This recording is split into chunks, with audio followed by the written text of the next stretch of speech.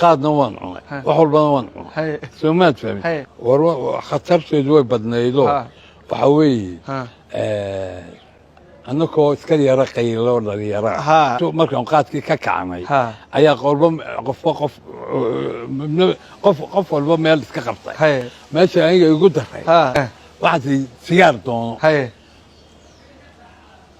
garbasaar gabadh leedahay ayaa aniga macawsiya waxaa samay jiray berigaasoo garbasaarahaasaan guntan jiray